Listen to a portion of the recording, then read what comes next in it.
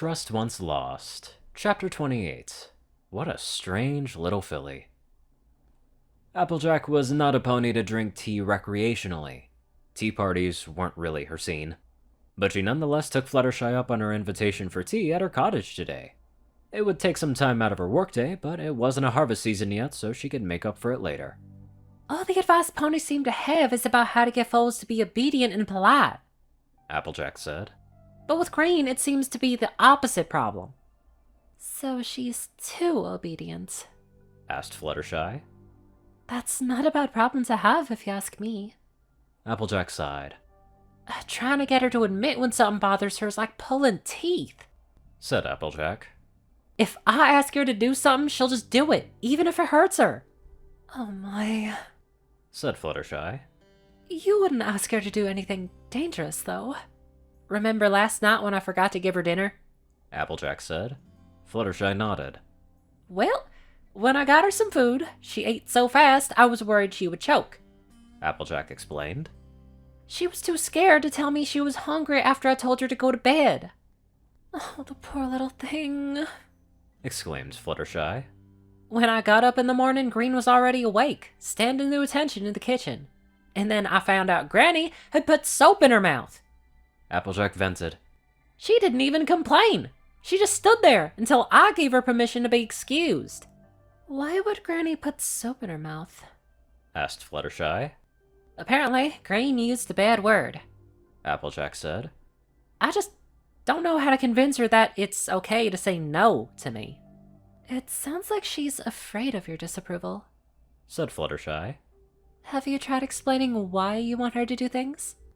Well, I explained why she had to go to school, said Applejack. I hope she's doing all right. She was so anxious it was making her feel sick. Wait, so she refused to go to school? Fluttershy asked. She begged for my permission to not go to school, Applejack explained. I just told her that if she didn't go to school, I'd get in trouble and then I wouldn't be able to look after her anymore. She didn't fuss anymore after that. Oh no, Fluttershy exclaimed. Never mind. What is it? I mean, I don't want to worry you, said Fluttershy meekly. But I think Green might have taken that in a way you didn't intend. Fluttershy took a sip of her tea, and Applejack waited for her to continue. Well, it sounds like she finally worked up the courage to tell you she was afraid to do what you asked, Fluttershy said. And then you may have, not on purpose, implied that she would be kicked out of her new home if she didn't do what you say. Applejack swallowed as she looked at her own reflection in her cup of tea. It tasted bitter, despite the sugar she heaped into it. The bitter taste persisted in her mouth as she arrived at the schoolhouse to see Cheerilee arguing with a clearly distraught Green. What's going on here? Asked Applejack. Are you alright, Sweet Pea? I'm fine, I said. Let's just go. Cheerilee sighed. We should probably talk in my office, said Cheerilee. Green can stay or go if she likes. Much as I wanted to go home and take a nap, I had to know what they were saying about me. There had been entirely too many misunderstandings up to this point. I wordlessly followed Applejack and Cheerilee back to the schoolhouse, my tiny hooves leadened with equal parts fatigue and dread. Most of the class had left as soon as they were released, but there were still some ponies hanging around, no doubt to see the outcome of the confrontation between student and teacher. I could imagine them all saying, Ooh, Green's in trouble. They didn't say it, but I could see it in their expressions. When we got back to Cheerilee's office, I was leaning against one of Applejack's forelegs to stay upright. I knew I couldn't sit down or I would fall asleep. AJ's coat was soft and warm, even if it was coated in a layer of dirt from working out in the fields. I didn't have to worry about that anymore, since it wouldn't make my skin itch. Well, said Cheerilee. As you may have gathered, Green hasn't had a good first day. While the filly was making a valiant effort to stay awake, it was clear she was fighting a losing battle. Applejack had been warned that if Green had a magic surge, she would be very fatigued, so she wasn't too worried about Green physically. Emotionally, though, she clearly had a very rough first day of school. Applejack felt somewhat responsible. She'd forced Green to go to school on the understanding that she'd be removed from her care if she didn't go to school. The farm pony had said it rather casually, but she hadn't really considered how deeply Green might be affected by it. Green had immediately changed her tune, but rather than just understanding the reason Applejack was making her go to school, the filly was probably terrified of being kicked out of her new home. She looked down to see that Green's eyes were closed, and her legs were locked. She'd fallen asleep standing up. Is she alright? Asked cheerily. She had a magic surge. Asked Applejack softly. Didn't she? Yes. Well, they told me if she has a magic surge, she'll be real tired after and go straight to sleep. Applejack explained. You can put her on the sickbed if you'd like. Said cheerily. While ponies were entirely capable of sleeping standing up, Green would wake up aching all over if Applejack let her sleep like that. Careful not to wake the sleeping filly, Applejack picked Green up and tucked her into bed. The two adults moved to the other side of the long room before they continued the conversation. Green isn't coping well with the school environment, Shirley explained. She was too shy to ask to use the bathroom during class, and then after class she was in such a rush, she ran into the wrong bathroom. And while that could just be first day jitters, when she realized what she had done, she gave herself a full-blown panic attack. I was afraid of that, said Applejack. As for her academic performance, you're right, she does seem clever, said Shirley. She's very articulate for her age, but emotionally, she's cynical, but without the maturity to accept it stoically, much as she tries. All her cleverness is focused on figuring out how everything is going to go wrong, and why any attempts to help is doomed to failure. So, how did she end up having a magic surge? Asked Applejack. It seems one of the other students was bullying her. They what? The floorboards creaked dangerously as Applejack's Earth Pony magic twisted the floor beneath her. Shirley took a step back involuntarily, hooves raised to placate the fuming mare. I can assure you I dealt with it as soon as they came to my attention, said Shirley. Green has obviously had a very negative experience with her previous school. She was absolutely certain that anything I did to try and stop the bullying would only make it worse. And you just listened to her? Of course not, said Shirley. The first time I just forced her to apologize to Green, but for the second incident, there will be consequences. Then why was Green the one you were hollering at? Applejack questioned. She told the filly that was bullying her to jump down a well. And? Said Applejack. Ain't nothing wrong with telling a jerk to go soak their head. Green was very clear that she wanted her to die, explained Shirley. She seemed to think it was the only way to stop her from bullying her and her friends. Her friends? Asked Applejack. Wait just a minute, don't tell me this was Diamond Tiara again. Shirley sighed. I don't think Diamond Tiara is the real problem here. You mind running that past me again? If she didn't word her next sentence right, Shirley was worried that Applejack might leave hoof prints in the hardwood floor. Not that Green is the problem, Shirley assured. I just think Green is projecting the feeling she had for bullies at her old school onto Diamond Tiara. So, you're telling me that not only is that filly still bullying my little sister after you said you'd deal with it, Applejack said, but now she's bullying Green too on her first day of school? From how the other foals tell it, said Shirley. Green exploded just because Diamond gave an insincere apology. What Diamond did isn't right, and I just got done talking to her about it before I went to get Green's side of the story. But Green clearly has issues that go beyond just what happened today. Uh-huh. And what about my little sister? Applebloom has one group of friends, and Diamond has another, said Shirley.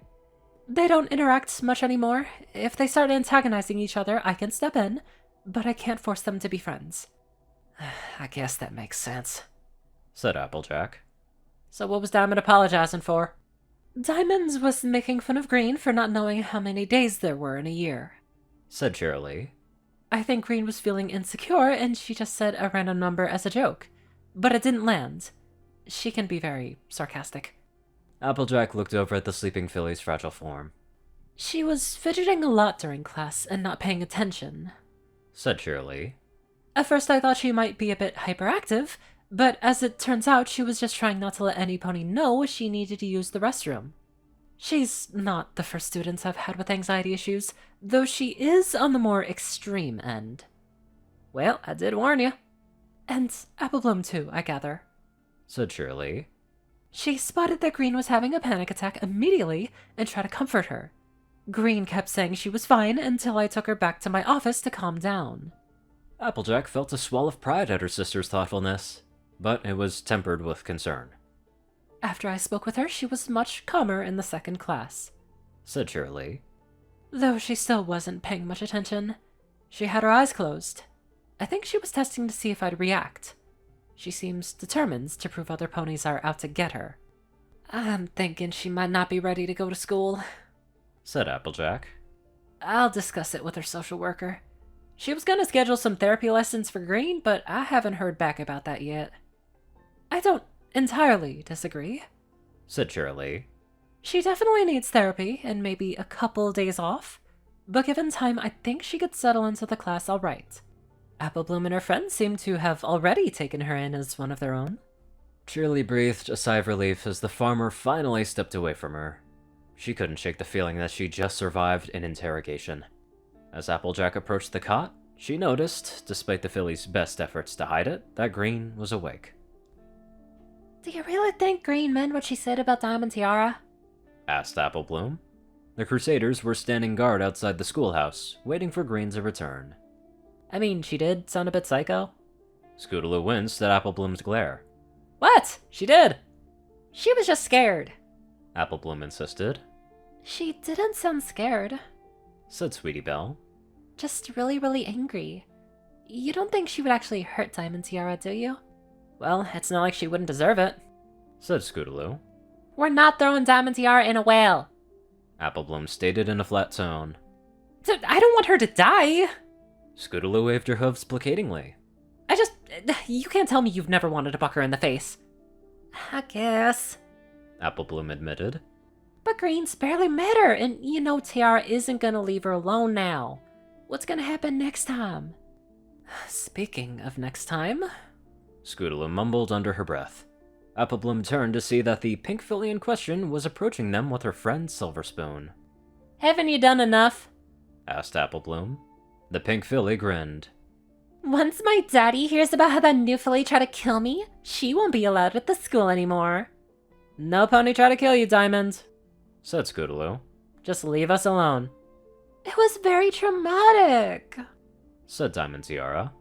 I'll make sure she gets taken away so she doesn't beat you up again, Scootaloo. Scootaloo rubbed at her bruise involuntarily. It was an accident. The Pegasus bristled. But if you keep talking, I can give you a matching one.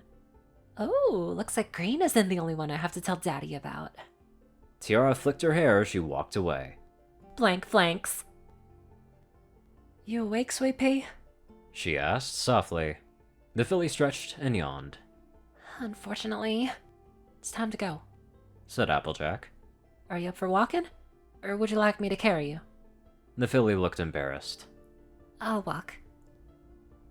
Despite straining my hearing, I could barely make out any of the conversation. My horn hurt, though not quite as bad as it had after my first magic surge.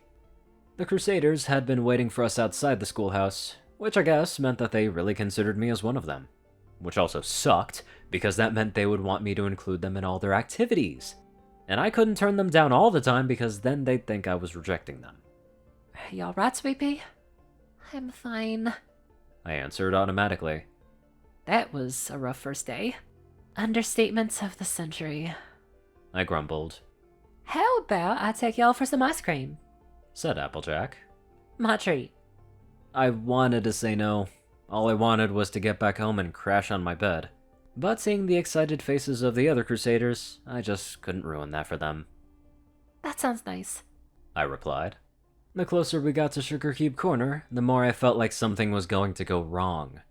I couldn't nail down exactly what. There was Pinky, of course. I haven't seen her since the failed party.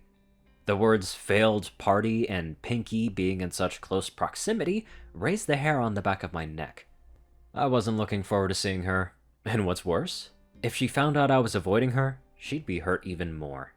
There was also that Sugar Cube Corner is one of the places the CMC were ambushed by bullies in the show. If Applejack was there, Diamond wouldn't be able to say anything overt. But that almost made it worse. Maybe we'd run into Rainbow Dash, and she and AJ would argue again because I'd screwed up their friendship. I said, what flavor do you want? Asked Applejack. I shook my head to clear it. I was so tired that I couldn't quite see straight, so I didn't bother reading the flavors. Vanilla, thanks. The ice cream tasted great, even if it was tricky to hold the cone with my hoof. I kept an eye out for Pinkie Pie as we sat in the booth. Fortunately, I didn't see her since I'm sure she would have noticed me ducking to avoid being noticed. Even with that anxiety, though, the force of will keeping me awake was flagging, and I ended up resting the side of my face on the table. When Applejack picked me up and placed me on her back, I was too tired to feel embarrassed over it. I just yawned and closed my eyes as the motion of her walking gently rocked me back and forth. Man, all this talk about ice cream is making me hungry. Especially vanilla. Oh my gosh, that sounds good right now. Anyway, let's get on to our sweet donators. Top donators are 630, BadassWaffle, Only One Thing, Ceru, Orion, IronSky, and Jessie Smith. Magic109, JockeTF, Darkside Rayden, Narwhals, Blackmoonheart, Pastel Skies, Awesome Roland, Stu Hexor, Brother Orchard, Omicron, Library, Sub 9852, Will Chris, Twinkie, Riceful, Shadow, Luigi 88, Chancellor Crest, Big Smoke 369, Bobcat, GGF, Murder Princess, and many more awesome people. Thank you all so much for watching this video and live life to the fullest.